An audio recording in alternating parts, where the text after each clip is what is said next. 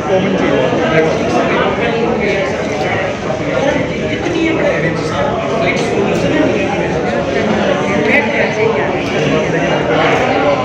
World Parkinson day celebrate करने के लिए यहाँ सब इकट्ठे हुए हैं।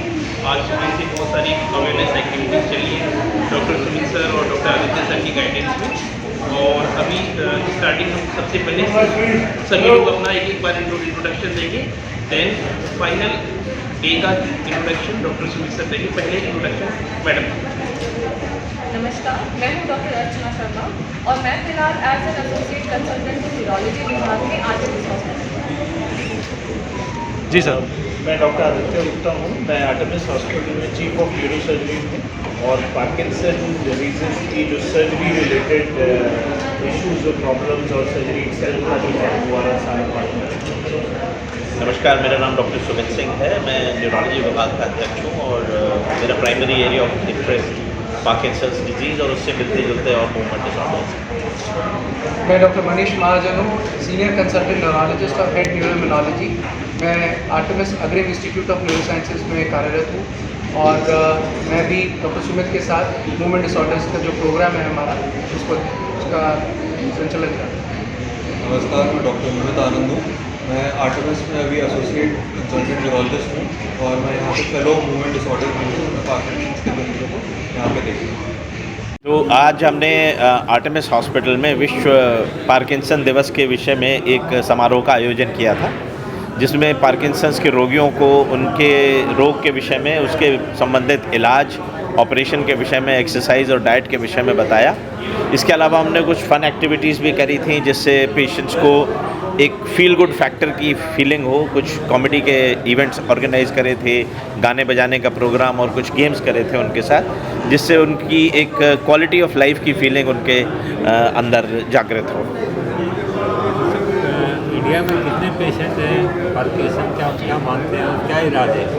पार्किंसंस के कम से कम 10 से 12 लाख पेशेंट्स हैं इंडिया में और इसका इलाज बहुत अच्छी तरीके से संभव है। पहले दवाइयाँ दी जाती हैं, दवाइयाँ काम करना बंद कर देती हैं या उनके साइड इफ़ेक्ट्स आने लगते हैं तो सर्जरी भी की जा सकती है और सर्जरी का भी बहुत अच्छा इलाज संभव है ऐसे पेशेंट्स में। किस एज ग्रुप के लोगों को ज़्यादा होता है? नॉर्मली 45 साल से ऊपर के एज में पेशेंट्स को होती है ये, बट ऐसा ज़रूरी नहीं है कि यंग लोगों को नहीं हो सकती। 100 यदि मरीज़ होंगे तो उसमें से 10 लोग होंगे जिनकी उम्र 45 से कम होगी और 3 से 4 ऐसे होंगे जिनकी उम्र 25 से भी कम होगी, जिसको हम जुवेनाइल पार्किंसंस डिजीज़ बोलते हैं। बीमारी किस तरह के क्या लक्षण है? इसमें मरीज़ की बॉडी में अकड़ाहट, स्लोनेस, हाथों का कंपन और थोड़ा सा झुक के चलने की अवस्था होती है। आमतौर पर शरीर का एक अंग या तो राइट या लेफ़्ट ज़्यादा प्रभावित होता है as compare to the other. ये 4 मुख्य लक्षण होते हैं इसके। पेसमेकर की भी बात आती है कि पेसमेकर लगाया जाता है। देखिए ये एक ख़ास सिचुएशन में हम इस्तेमाल करते हैं। जो DBS सर्जरी की बात आप पूछ रहे हैं, ये 2 सिचुएशन में इस्तेमाल की जाती है। या तो दवाई के साइड इफ़ेक्ट बहुत ज़्यादा हो जाते हैं। एक दवाई का साइड इफ़ेक्ट होता है जिसको डिस्काइनेसिया कहते हैं, जिसमें जो पेशेंट है वो डांसिंग मूवमेंट करता है अपने कंधे से, हाथ से, तो वो इनके लिए सोशली बहुत एम्बैरेसिंग होती है और वो एक इसकी दवाई का साइड इफ़ेक्ट है। दूसरा इंडिकेशन है इस ऑपरेशन का कि अगर सिर्फ दवाई का इफ़ेक्ट 1 या 2 घंटे के लिए मिल रहा है तो पेशेंट्स को 5 या 6 बार दिन में दवाई 2-2 घंटे के अंतराल पे लेनी पड़ती है, तो वो उनकी क्वालिटी ऑफ लाइफ से इंटरफेयर करती है।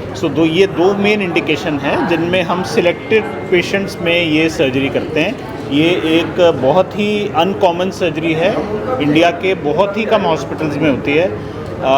हम फॉर्चुनेट है कि हम साथ में काम कर रहे हैं पिछले 25 साल से और हमने ऐसे अब मिलके 500 से ज़्यादा ऑपरेशन किए हैं पिछले 22 साल में। आमतौर पे अगर हम गिनती करें कि कितने सेंटर्स में 100 ऑपरेशन ज़्यादा हो चुके हैं तो पूरी कंट्री में 3 या 4 से ज़्यादा सेंटर ऐसे नहीं हैं।